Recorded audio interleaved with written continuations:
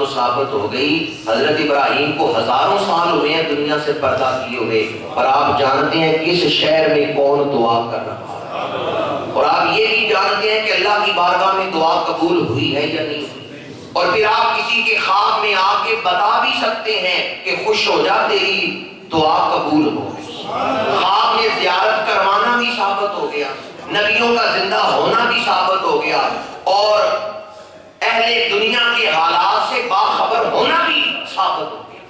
حضرت ابراہیم علیہ السلام، امام بخاری کی والدہ کو خواب میں ملی تو فرمایا بیوی تیری دعا اللہ نے قبول کر لی، تیرا بیٹا سویا تو نابینا تھا پر اٹھے گا تو آنکھوں میں نظر آ گیا۔ صبح ماں نے اپنے بیٹے کو اٹھایا تو امام بخاری کی آنکھوں میں نظر آ گئی۔ پھر امام بخاری نے دین کا علم حاصل کیا، پھر کتابیں لکھنے بیٹھے، تاریخ الکبیر لکھی، پھر الجامع الصحیح لکھی، احادیث جمع کی، اور مدینہ منورہ جا کے یہ بخاری شریف کی احادیث کی املا آپ کرتے ہیں رات کے وقت، اور مسجد نبوی کے سین میں بیٹھے ہیں، چراغ کوئی نہیں جلایا ہوا، چاند کی چاندنی میں حدیثیں پڑھ رہے ہیں۔ ایک شاگرد نے کہا امام اتنی زیادہ آپ کی نظر ہے کہ چراغ کی یا لالٹین کی ضرورت نہیں، چاند کی چاندنی میں آپ احادیث پڑھ رہے ہیں۔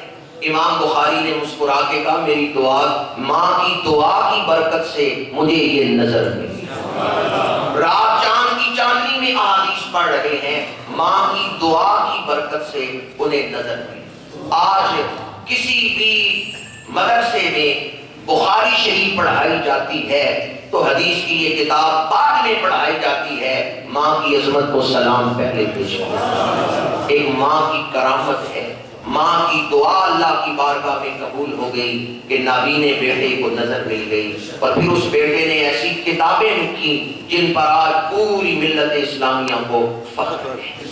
تو ماں کی دعا سے تقدیر بدل سکتی ہے۔ ماں کے دل کا نازک آبگینہ جو ہے شریعت مطہرہ نے اس کا خیال رکھنے، اس پر احتیاط رکھنے کا حکم دیا ہے۔ ماں کی دعا سے کیا ملتا ہے؟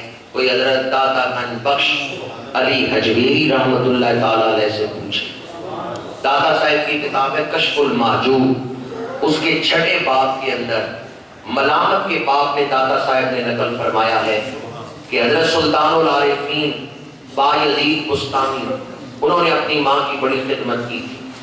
داتا صاحب فرماتے ہیں میرے اوپر کوئی مشکل وقت آتا ہے اور میری دعا قبول نہیں ہوتی، میرا کوئی مسئلہ حل نہیں ہوتا، تو میں بایزید بستانی کے مزار پہ جا کے جھاڑو پھیرتا اور اللہ میری مشکل کو آسان کرتا۔ حضرت داتا گنج بخش علی حجویری جو اپنے وقت کے علم و معرفت میں یگانہ روزگار ہے، پر فرماتے ہیں کہ میرا کوئی مسئلہ حل نہ ہو اور میری دعا قبول نہ ہو تو میں اس ہستی کے مزار پہ جا کے جھاڑو پھیرتا ہوں جنہیں ماں کی دعا سے اعلیٰ مقام ہے۔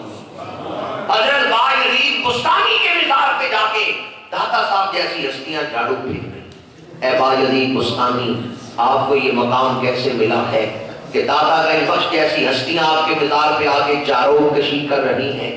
تو حضرت بایزید بستانی فرماتے ہیں یہ مقام ماں کی دعا سے ملا۔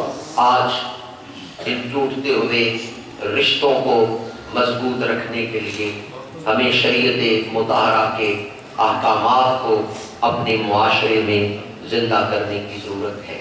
وقت اپنے دامن میں اتنی وسعت نہیں رکھتا، انہی الفاظ پر اپنی گفتگو کو سمیٹوں گا۔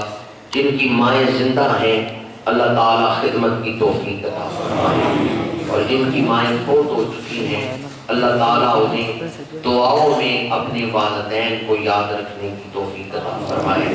حضرت اعلیٰ حضرت شاہ احمد رضا خان بریلوی رحمۃ اللہ تعالیٰ علیہ کی کتاب ہے اتیان الارواح، اس کے اندر اعلیٰ حضرت شاہ احمد رضا خان بریلوی رحمۃ اللہ تعالیٰ علیہ نے ارشاد فرمایا ہے کہ روحیں قبروں میں جا کے بھی، عالم برزخ میں جا کے بھی اپنے اہل خانہ کی طرف متوجہ رہتی ہیں۔ جمعرات کی شام، شب جمعہ، شب برات، شب قدر، عیدین کی شام میں روحیں اپنے گھروں کی طرف متوجہ ہوتی ہیں، اور ان کی آرزو ہوتی ہے کہ ہمارے گھر والے ہمیں دعا کے ذریعے مدد کریں، ایصال ثواب کے ذریعے مدد کریں۔ روحوں کا اپنے گھروں کی طرف متوجہ ہونا، اعلیٰ حضرت اس پر ایک کتاب لکھی ہے اتیان الاربع، اور اسی موضوع کو میاں محمد صاحب عارف کھڑی نے بھی بیان کیا ہے کہ روحیں اپنے گھروں کی طرف متوجہ ہوتی ہیں دعا کے لیے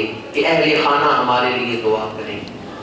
کون بندے نو یاد کرے سی تے ڈھونڈے کون قبر نو، کس نو درد اساڈا ہو سی وانگ و رنڈے بر نو، رو درود گنن سب جاسن آپو اپنے گھر نو، تیرا روح محمد بخشا تکسی کیڑے در۔ تو روحیں اپنے گھروں کی طرف متوجہ ہوتی ہیں۔ کوشش کریں ہر شب جمعہ آپ اپنے والدین کو، آبا و اجداد کو ایصال ثواب کریں۔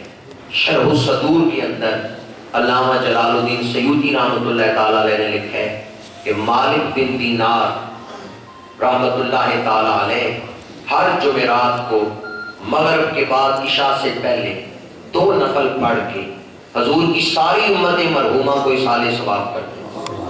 تو ایک روز عشاء پڑھ کے سوئے، خواب میں حضور کی زیارت ہوئی۔ حضور نے فرمایا مالک میں تیرا شکریہ ادا کرنے آیا ہوں کہ تو ہر جمعرات کو میری امت کی قبروں میں تحفے بھیجتا۔ ہر جمعرات کو مغرب اور عشاء کے درمیان 2 نفل پڑھ کے اگر حضور کی امت کو ایصال ثواب کریں تو یہ ایسا وظیفہ ہے جس سے حضور کی زیارت بھی نصیب ہو اور جس سے اپنے آبا و اجداد کی روحیں بھی خوش ہو جاتی ہیں۔ اللہ تعالی ہمیں عمل کی توفیق عطا فرمائے۔ وما علینا الا البلاغ۔